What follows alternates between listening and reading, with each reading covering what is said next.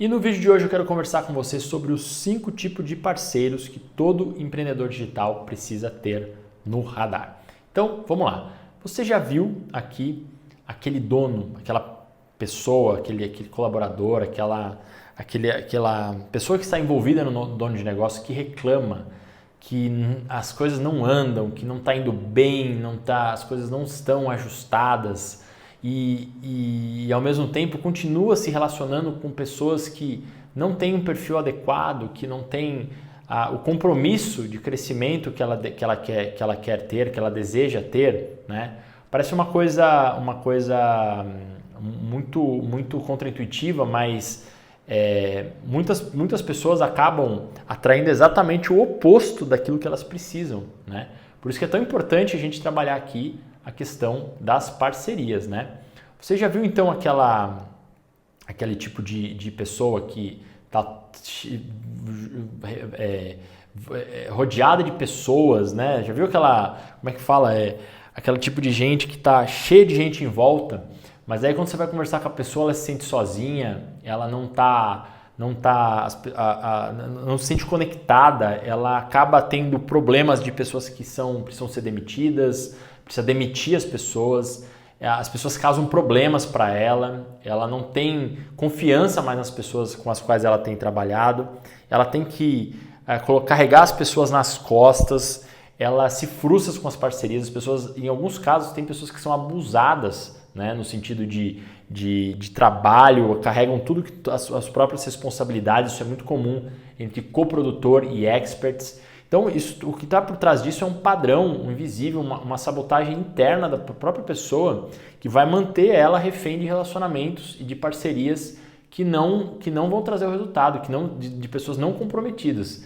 E hoje eu quero te mostrar aqui cinco padrões, 5 itens que você pode utilizar para encontrar parceiros, para aumentar as chances de encontrar pessoas que vão estar engajadas com você nesse ponto, né? E assim, imagina o seguinte aqui, imagina que você vai contratar uma pessoa de confiança hoje, um gerente, para organizar a operação do seu negócio, né? Aí no primeiro mês você vai lá e contratou a pessoa, fez rapidão lá, dá liberdade, gostou daquela pessoa, aquela pessoa te trouxe uma excelente primeira impressão, e aí você percebe que depois no segundo mês essa pessoa começa a ter uns comportamentos um pouco diferentes, ela não respeita algumas coisas, ela começa a competir pela sua autoridade, e no terceiro ela já tomou conta do negócio e está à frente do negócio, né? E você já não tem mais controle sobre aquilo. Qual que é o resultado disso, né? De uma pessoa que você começava a gostar, ela começa a tomar o controle da empresa, começa a competir pelas decisões que você tem e ela não consegue alinhar com você esse tipo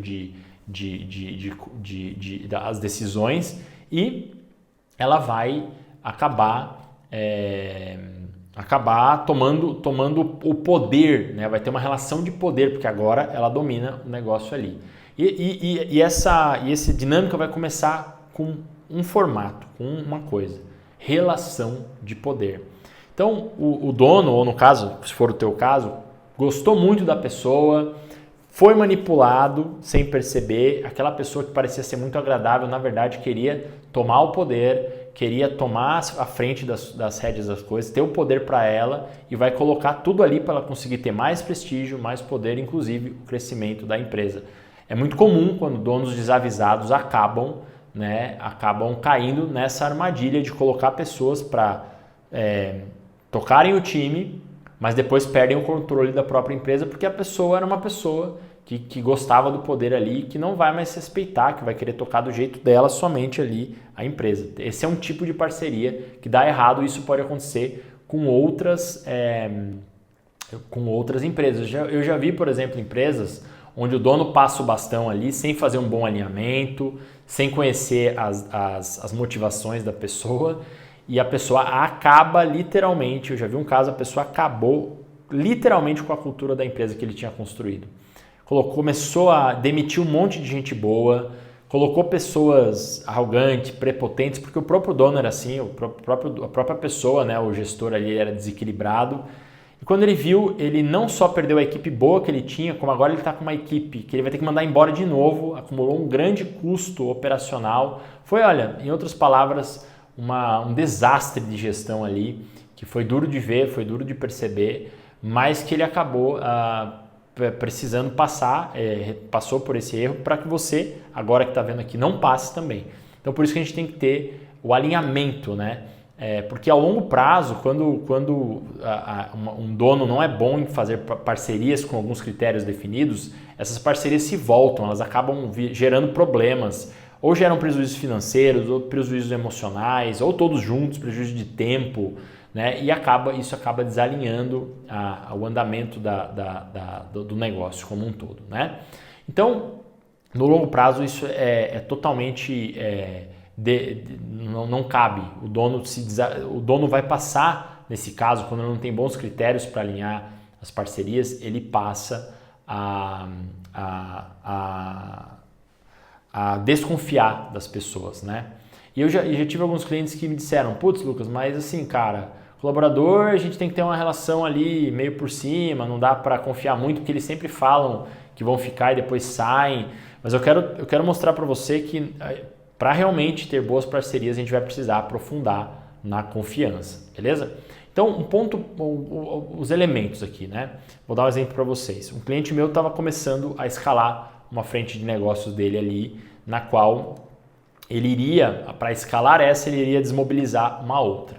Então, ele tinha nessa outra frente de negócios algumas pessoas de confiança ali, que ele falou, putz, eu vou sair agora dessa outra frente, não vou estar tão à frente aqui, o que eu faço? Eu mando essas pessoas embora, eu vou deixá-las lá nessa outra empresa que vai ter muito menos da minha atenção.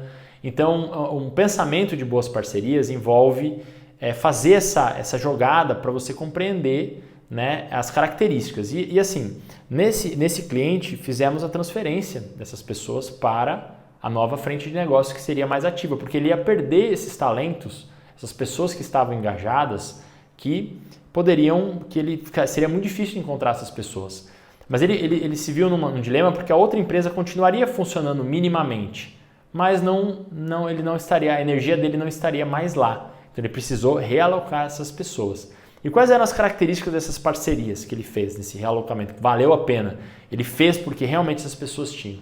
Essas pessoas eram pessoas com a cabeça no lugar, pessoas que eram treináveis, pessoas que não eram iludidas, deslumbradas de crescimento. Tem muito colaborador, tem muito parceiro que é totalmente sócio, expert, que é ganancioso. A pessoa está ali para devorar o resultado e vai fazer de tudo, coisas erradas, comprometer as finanças da empresa, comprometer relacionamento com o cliente para crescer e faturar. Muita gente no comercial pessoas do comercial acabam tendo essa característica, né? Então a pessoa precisa ter a cabeça no lugar, precisa ter a linha de que, olha, eu sou uma pessoa que eu estou aqui comprometido com o crescimento. Outra característica de parcerias, pé no chão. É uma pessoa que sabe crescer de forma progressiva e gradativa, uma pessoa que está crescendo de forma alinhada, que tem um passo a passo, que compreende que não dá para crescer do dia para a noite, que vai compreender as bonificações, ou seja, tem muito colaborador que está com o ego tão inflado que quer entrar na empresa já com todos os benefícios, querendo participar do lucro, querendo ser sócio. Cara, isso não é uma pessoa que tem pé no chão, ela nem conhece direito se ela trabalha bem na empresa. Então ela vai precisar ter o pé no chão.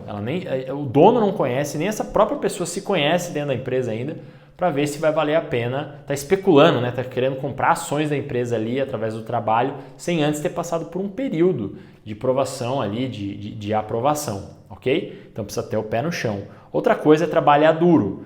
Hoje, muitos donos de negócios enfrentam com os seus colaboradores pessoas que querem estar em cargos de liderança para diminuir, acreditando que agora vão falar de coisas estratégicas e que não vão botar mais a mão no operacional. Só que elas se esquecem de que ser líder é treinar, é capacitar, só vai mudar o tipo de operação que ela vai fazer. Então tem muitas pessoas que tem muito problema com o tal do trabalho duro, de trabalhar firme, né? Então pessoas assim, pessoas que têm um trabalho duro são aquelas que realmente são as mais confiáveis para se fazer um negócio escalar. Então esse é um ponto muito chave, tá? É um ponto muito claro e alinhado. Uma outra coisa muito importante, né? O espírito de serviço. Parceiros que tenham espírito de serviço, que são pessoas que são confiáveis, que são alinhadas, que têm vontade de desenvolver as outras pessoas, ajudar as outras pessoas a se desenvolverem, né? Não é desenvolver, que nem escalar o negócio, é uma forma meio ruim de falar, né? Ajudar as outras pessoas a se desenvolverem, que estão dispostas a fazer o melhor que podem, não aquela pessoa que, vou fazer o mínimo aqui, é um burocratinha, né? Um carinha que entra ali, faz o mínimo que foi combinado e sai. Você precisa ter pessoas que estejam comprometidas, tanto com o crescimento do negócio como com o cliente. E, por fim, a gente boa, de fato, ali, né? Gente que você vê que tem índole legal, que tem princípios, tem valores e que estão comprometidas com o outro, que conseguem pensar, conseguem se colocar no lugar do outro, conseguem pensar no objetivo de crescimento. Senão, a gente percebe que a empresa, em qualquer uma dessas parcerias, se você não tem esses critérios, você vai ter pessoas que ou pensam muito grande, não sabem executar, pensam muito grande, não tem pé no chão, pensam muito grande, não conseguem trabalhar duro, pensam muito grande e não tem espírito de serviço. Não são pessoas muito gananciosas, não é gente boa, entende? Não é gente que vai agregar para o teu negócio. Então, pelo menos esses 5 critérios, manter a cabeça que tenha pessoas que tenham a cabeça no lugar, pé no chão, que trabalham duro, que tem espírito de serviço, seja gente boa, que tenham princípios, pessoas de princípios são necessárias ali, são os critérios para fazer uma boa contratação, para fazer uma boa sociedade, para conhecer como essa pessoa trabalha e para aprofundar os laços. Se essa pessoa não tem essas características, dificilmente você vai ter uma boa parceria de negócio. Essas são os traços mínimo viáveis aí, se a gente puder dizer, para você ter uma boa parceria de negócio, beleza? Espero que você tenha gostado aqui desses parâmetros humanos aí para você fazer boas escolhas de parcerias. E repare, nas parcerias ruins que você fez, provavelmente uma ou duas dessas aí, ou se não todas, não estavam bem alinhadas, ou pelo menos você não conhecia a pessoa, beleza? Então, espero que você tenha gostado desse conteúdo. Um forte abraço e até nosso próximo vídeo.